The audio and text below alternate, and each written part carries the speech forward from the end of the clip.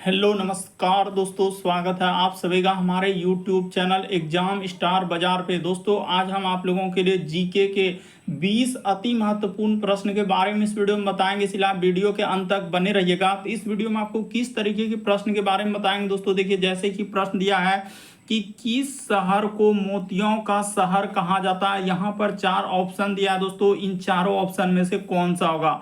और भी प्रश्न है दोस्तों, ये देखिए मेघदूत के लेखक कौन है। यहाँ पर 4 ऑप्शन है दोस्तों, इन चारों ऑप्शन में से कौन सा होगा। और भी प्रश्न है देखिए बास्केटबॉल के प्रत्येक टीम में कितने खिलाड़ी होते हैं। यहाँ पर 4 ऑप्शन है दोस्तों, इन चारों ऑप्शन में से कौन सा होगा।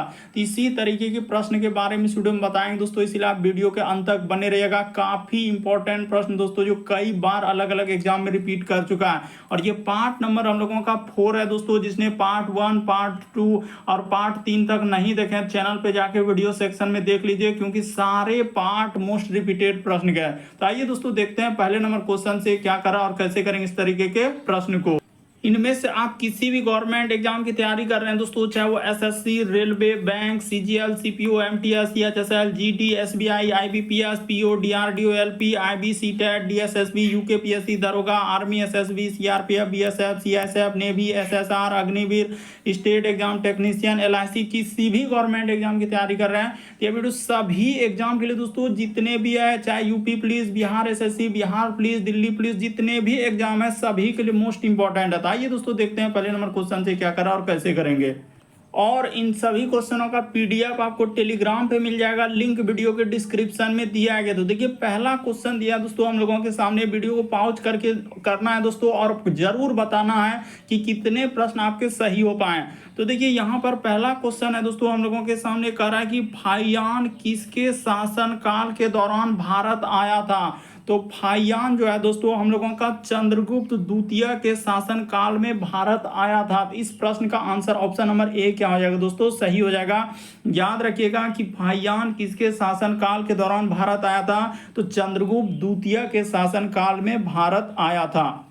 अगला प्रश्न देखिए दोस्तों, दूसरा नंबर क्वेश्चन दिया है, काफी इंपॉर्टेंट प्रश्न दोस्तों, जो बार बार एग्जाम में रिपीट किया और पूछे गए।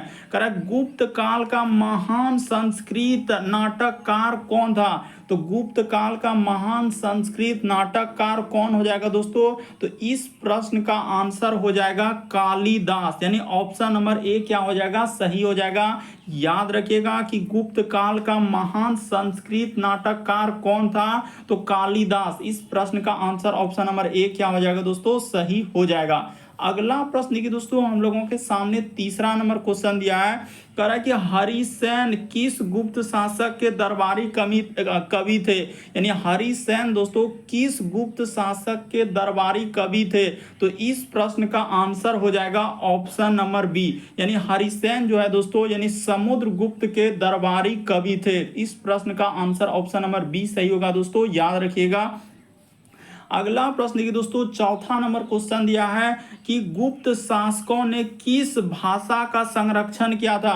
तो गुप्त शासकों ने, काफी इंपॉर्टेंट, गुप्त शासकों ने किस भाषा का संरक्षण किया था, तो इस प्रश्न का आंसर हो जाएगा संस्कृत भाषा का। याद रखिएगा कि गुप्त शासक ने किस भाषा का संरक्षण किया था, तो संस्कृत भाषा का।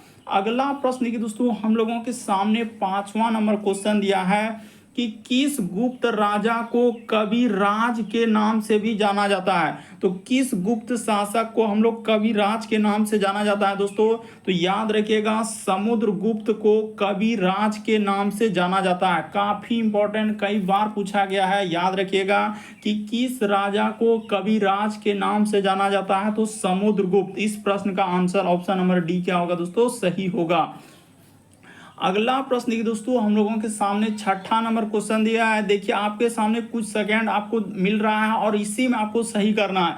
देखिए कह रहा है गुप्त काल के दौरान निम्न में से किस स्तूप का निर्माण किया गया था। तो गुप्त काल के दौरान किस स्तूप का निर्माण किया गया था दोस्तों, यहाँ पर बहुत सारे स्टूडेंट गलती कर देते हैं कि सांची का स्तूप लगा देते हैं, जो कि गलती होगा। इस प्रश्न का आंसर हो जाएगा यानी धामेक स्तूप, यानी इस प्रश्न का आंसर ऑप्शन नंबर आपका बी क्या हो जाएगा दोस्तों, सही हो जाएगा। याद रखिएगा कि गुप्त काल के दौरान किस स्तूप का निर्माण किया गया था, तो धामेक स्तूप। इस प्रश्न का आंसर ऑप्शन नंबर बी क्या होगा, सही होगा।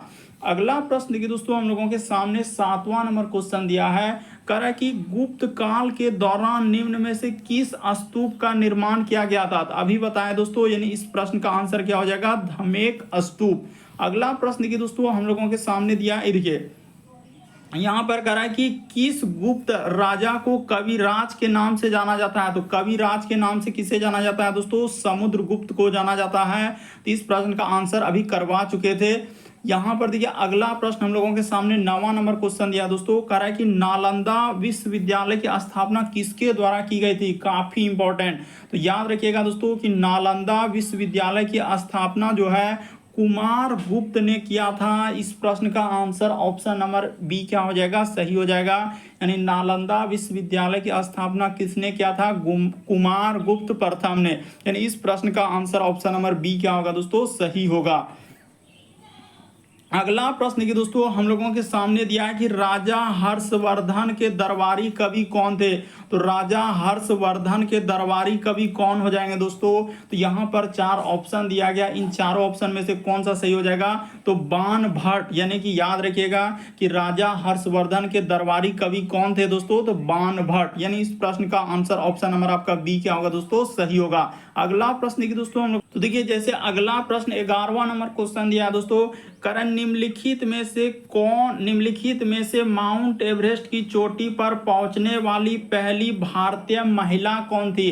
तो माउंट एवरेस्ट की चोटी पर पहुंचने वाली पहली भारतीय महिला कौन हो जाएगा दोस्तों। तो इस प्रश्न का आंसर ऑप्शन नंबर डी होगा, यानी बिछेंद्री पाल। याद रखिएगा दोस्तों कि माउंट एवरेस्ट की चोटी पर पहुंचने वाली पहली भारतीय महिला बिछेंद्री पाल, यानी बछेंद्री पाल। इस प्रश्न का आंसर क्या हो जाएगा, ऑप्शन नंबर आपका डी क्या हो जाएगा, सही हो जाएगा।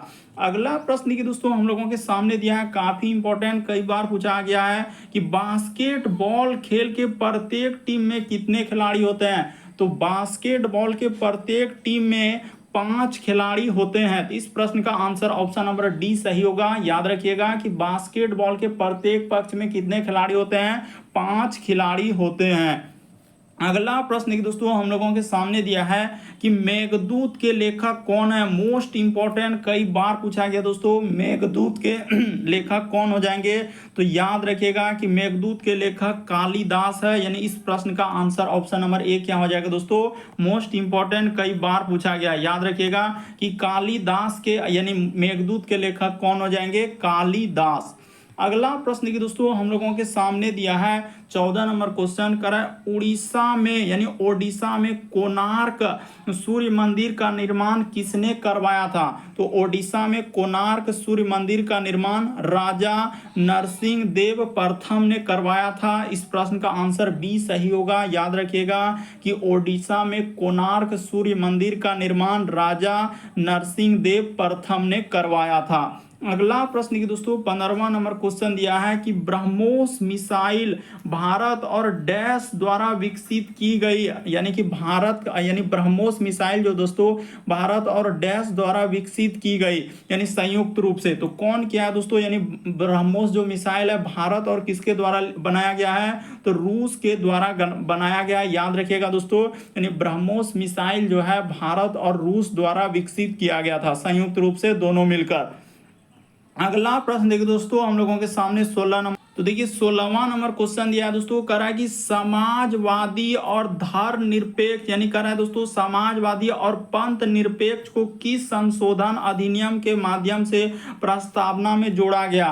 तो याद रखिएगा दोस्तों समाजवादी और पंथ निरपेक्ष जो है संविधान यानी किस प्रस्तावना में जोड़ा गया, तो किस संशोधन अधिनियम द्वारा, 42वां संविधान संशोधन द्वारा। मोस्ट इंपॉर्टेंट दोस्तों, कई बार पूछा गया। याद रखिएगा कि समाजवादी और पंथ निरपेक्ष जो है संविधान में जोड़ा गया है, तो 42वां संविधान संशोधन 1976 में। काफी इंपॉर्टेंट, कई बार पूछा गया है। अगला प्रश्न की दोस्तों कह रहा है कि किस शहर को मोतियों का शहर कहा जाता है। मोस्ट इंपॉर्टेंट, तो किस शहर को मोतियों का शहर कहा जाता है दोस्तों, तो हैदराबाद को मोतियों का शहर कहा जाता है। यानी इस प्रश्न का आंसर ऑप्शन नंबर डी क्या हो जाएगा दोस्तों, सही हो जाएगा। याद रखिएगा कि किस शहर को मोतियों का शहर कहा जाता है, तो हैदराबाद को कहा जाता है। ऑप्शन नंबर डी इस प्रश्न का आंसर होगा। अगला प्रश्न देखिए दोस्तों, हम लोगों के सामने 18वां नंबर क्वेश्चन दिया है कि भारत के राष्ट्रपति द्वारा राज्यसभा के लिए कितने सदस्यों को मनोनीत किया जाता है। तो भारत के राष्ट्रपति द्वारा राज्यसभा में यानी कितने सदस्यों को मनोनीत करता है दोस्तों, तो 12 सदस्यों को मनोनीत करता है। यानी इस प्रश्न का आंसर ऑप्शन नंबर ए क्या हो जाएगा, सही हो जाएगा। याद रखिएगा कि भारत के राष्ट्रपति द्वारा राज्यसभा के लिए कितने सदस्यों को मनोनीत करते हैं, तो 12। अगला प्रश्न की दोस्तों, हम लोगों के सामने 19वां नंबर क्वेश्चन दिया है कि भारत में लोकसभा का सदस्य बनने के लिए न्यूनतम आयु सीमा कितनी है। तो भारत में लोकसभा का सदस्य बनने के लिए न्यूनतम आयु जो है 25 वर्ष है। यानी इस प्रश्न का आंसर ऑप्शन नंबर ए सही होगा। याद रखिएगा कि भारत में लोकसभा का सदस्य बनने के लिए न्यूनतम आयु सीमा कितनी है, 25 वर्ष होना क्या है, जरूरी है, तभी लोकसभा का सदस्य बन सकता है।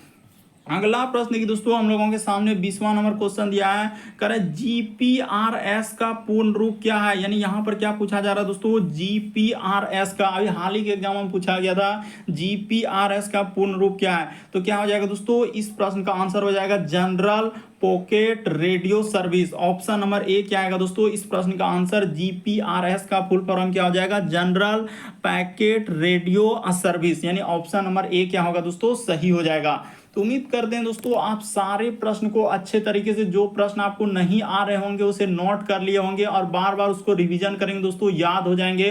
और कमेंट करके बताएं कितने प्रश्न सही हो पाए। और जिसने जिसने हमारे चैनल को सब्सक्राइब नहीं किया दोस्तों, सब्सक्राइब कर लीजिए। बगल में घंटी का निशान दिख रहा होगा दोस्तों, उसमें घंटी वाला में ऑल प्लस सेलेक्ट कर दीजिए, ताकि जब भी वीडियो डालेंगे नोटिफिकेशन आपको सबसे पहले मिल जाए। और इन सभी क्वेश्चनों का पीडीएफ आपको टेलीग्राम पे मिल जाएगा, लिंक वीडियो के डिस्क्रिप्शन में दिया गया। ओके दोस्तों, थैंक यू। फिर आप लोगों से अगले वीडियो में मुलाकात होगी।